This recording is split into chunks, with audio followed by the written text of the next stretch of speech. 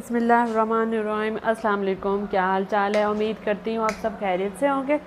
मैं भी अल्हम्दुलिल्लाह ठीक ठाक जी। आज मैं बनाने जा रही हूँ चने की दाल और कद्दू। जो चने की दाल है उसको मैंने पूरे दिन के लिए भिगो के रख दिया, फिर शाम के टाइम मैंने रेडी की थी।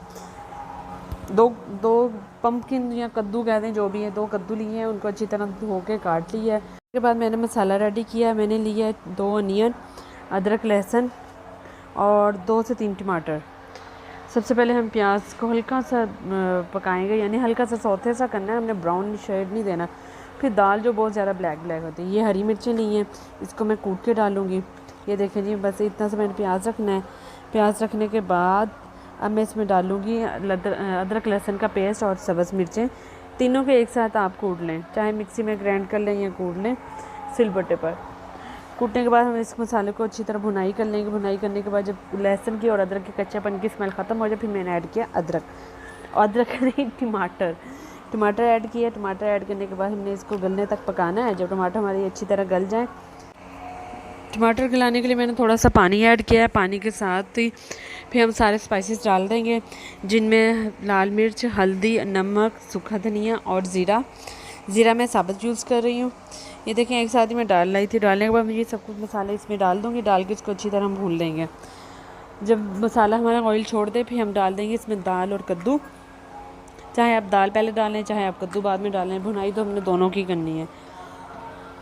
ये नहीं जी, मेरा मसाला ऑलमोस्ट डन हो चुका है। अब मैं डालूँगी कद्दू को मैंने काटने से पहले धोया था और काटने के बाद नहीं धोया, क्योंकि फिर बहुत सारा पानी अंदर ऑब्जर्व कर लेता है। बाद लोग कह देते हैं कि जो भी हो जाए, कद्दू या बेल तोरी जो भी अपने पानी में पकती है, लेकिन थोड़ा बहुत हमें पानी ऐड करना पड़ता है। चलिए जी, ये डाल दिया मैंने कद्दू को मैंने भून लिया। भूनने के बाद मैंने डाली दाल को मैंने अच्छी तरह धो लिया था। धोने के बाद इसका जो वाइट पानी है वो अच्छी तरह ख़त्म किया था धो के। फिर मैं दाल और कद्दू दोनों हम एक साथ डाल के अच्छी तरह भून लेंगे। इसकी भुनाई हमने बहुत अच्छी तरह करनी है, ताकि दाल के अंदर का कच्चापन है वो ख़त्म हो जाए। और साथ ही दूसरे चूल्हे पर मैंने किया पानी गर्म। आपने अक्सर देखा होगा, मैं अक्सर अपनी वीडियोस में अगर दाल वगैरह बनाती हूँ या कोई कड़ी वगैरह बनाती हूँ, तो उसके लिए मैं पानी हमेशा अलहदा से गर्म करती हूँ, ताकि हमारी सालन को या हमारी कड़ी को या हमारी ग्रेवी को ज़्यादा टाइम ना लगे। और गर्म पानी करके डाल दें। डालने के बाद वो जो टाइम लेती है हमारा सालन पानी बॉयल होने में, वो टाइम नहीं लेगा जब तक, यानी कि एक साइड पे आप मसाला तैयार करें, दूसरे साइड पे आप पानी रख दें। चलिए जी, मैंने दाल को अच्छी तरह भून लिया है। मैं इसमें गर्म पानी ऐड कर दूँगी। गर्म पानी ऐड करने के बाद इसमें 15 से 20 मिनट तक प्रेशर कुकर पर रखूँगी। 15 मिनट तो ज़रूर रखूँगी, ताकि मज़ीद दाल गल ना जाए। ये देखें जी, मैंने पानी ऐड कर दिया। अब हम इसे वेट पर लगा देंगे। चलें जी, ये देखिए माशाल्लाह मेरी दाल गल चुकी है। मैं चना चेक करवाती हूँ आपको, देखें ज़रा। माशाल्लाह बहुत अच्छी तरह ये गल चुका। मैं इसे थोड़ी देर और पकाऊंगी, लेकिन प्रेशर के बगैर।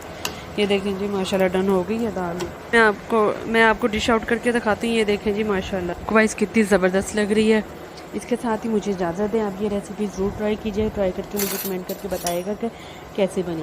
इसके अलावा आप मेरे चैनल पर अगर नए हैं तो मेरे चैनल को लाइक करें, सब्सक्राइब करें और शेयर करें। अपनी दुआओं में याद रखिएगा। अल्लाह हाफिज़।